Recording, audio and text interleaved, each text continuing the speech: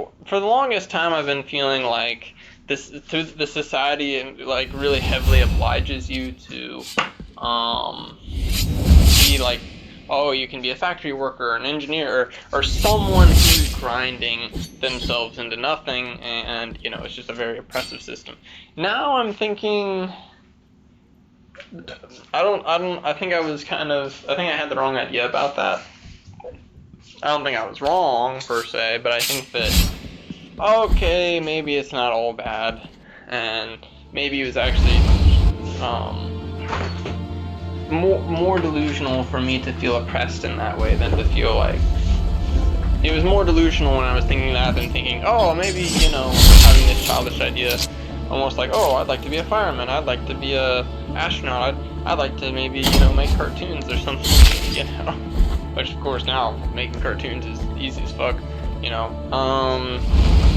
no, but since I was a kid, I really had a desire to tell my own stories on the screen. Or the funny thing is, I don't really have a desire to.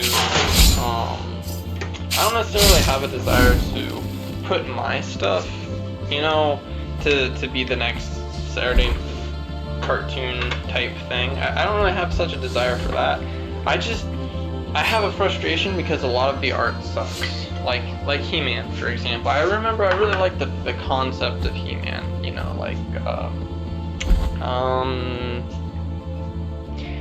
medieval people, but they're sort of science fiction medieval science fantasy basically, but like a very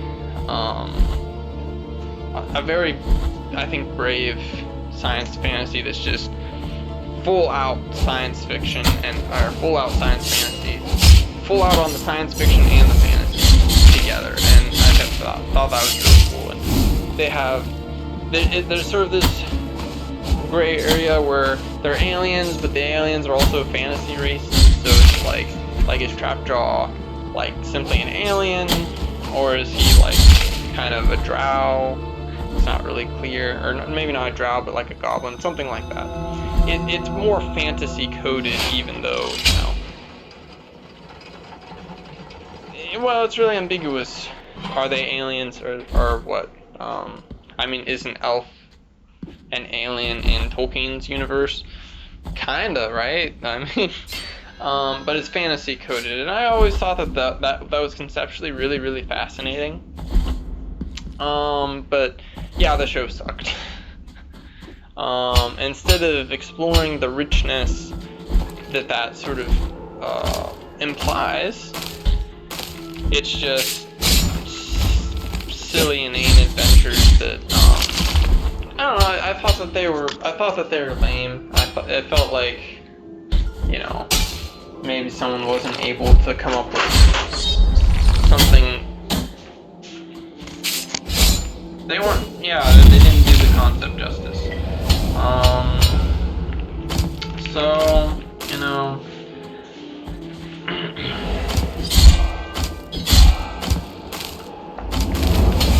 He-Man's a big one that's a bitter point to me, that like I would like to see something better on TV.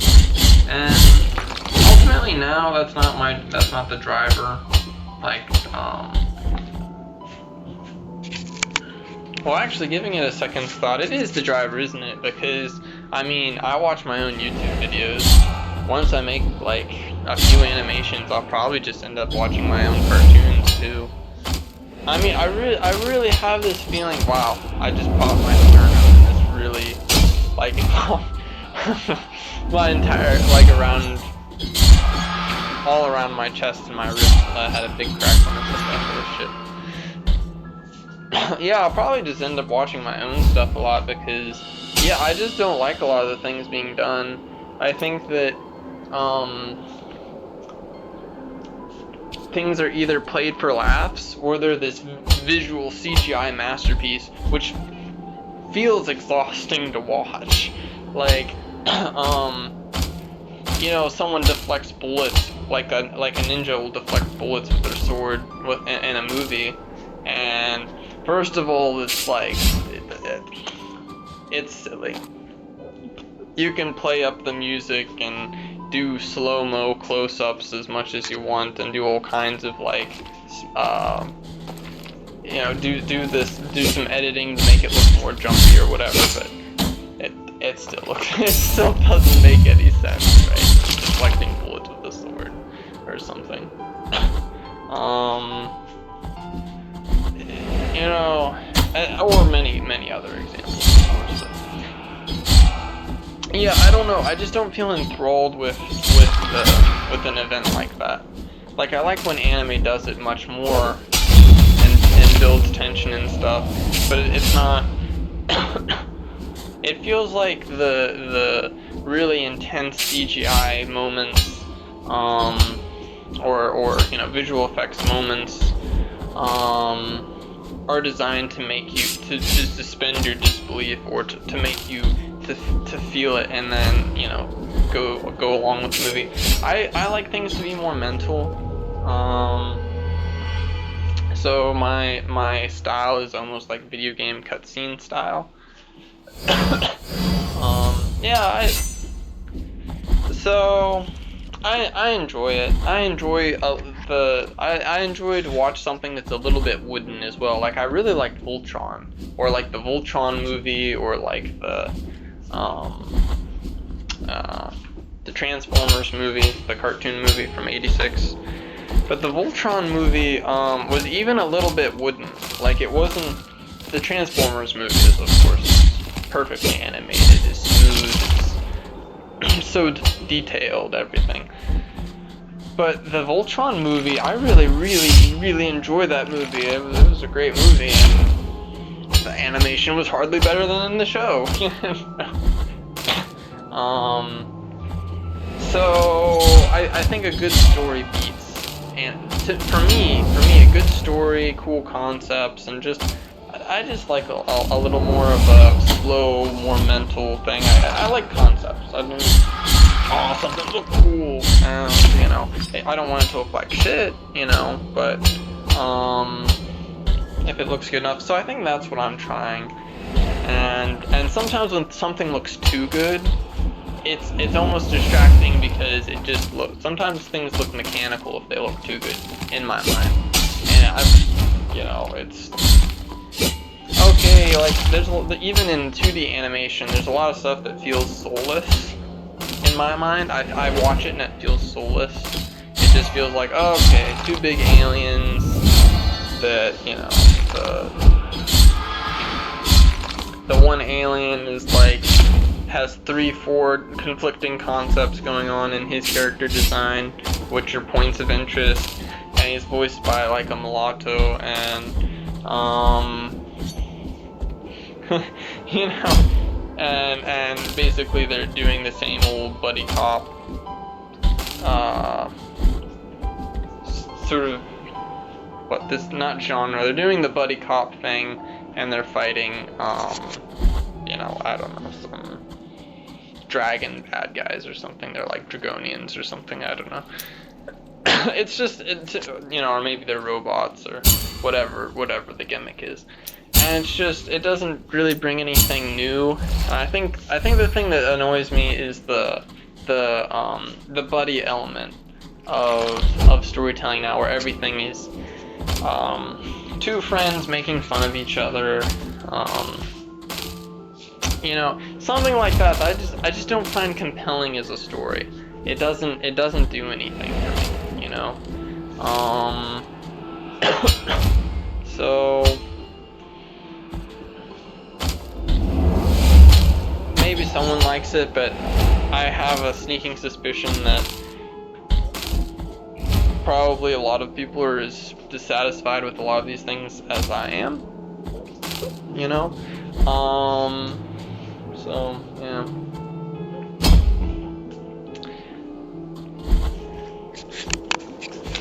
Yeah, continuing on that. Yeah, so continuing on, yeah, I just really like my work. I really like the outcome, you know, and I used to be part of like some Blender communities on Facebook, and, you know, I would see other people's work, and some of it was alright, but a lot of it seems like a lot of work went into it to make this, you know, whatever it is. I just don't find that interesting.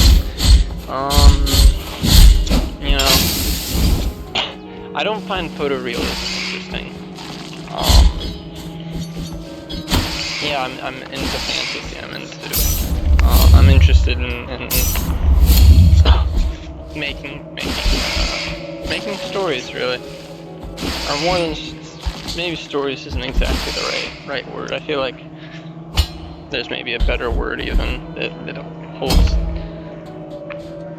what the intrinsic thing that I'm enjoying in this stuff is. But the other thing is, like, I'll take reference. I actually got to the point where I could make models out of reference really quickly. I just use the reference for basic inspiration. I didn't try to make something that looks a lot like the reference or anything. Even, like, no matter what I make, yeah, I just don't really care that much. And that laissez-faire attitude has really helped me to kind of let go and do good work. Because, like, you can't really be possessive of, in my mind, you can't really be possessive, or I can't expect myself to be possessive of, like, oh, I want this outcome from the model. I think it's a lot better and a lot more fun to just let the process kind of happy accident its way towards something that looks cool. And if something looks a little funky, oh, it's stylistic, you know? And for me, I find that really sort of purifying because, yeah, you know, I don't know, I'm not such a perfectionist, actually. I mean, I feel a great impulse to tweak and perfect, but, you know, I don't actually care that much about it. And that's why I had to came to the point of, like, oh, I don't really care that much. So why am I doing it? I don't know, I think it's just this very particular artistic thing where, like, you start out hating your own work. Like, most people, I think, have this. They just hate what they produce, because it doesn't compare to what someone else has. But I think it's almost hard to exactly copy someone else's style. But to communicate, like, I feel like I have a really idiosyncratic consciousness. That comes through with anything I draw or model or whatever. And yeah, you know,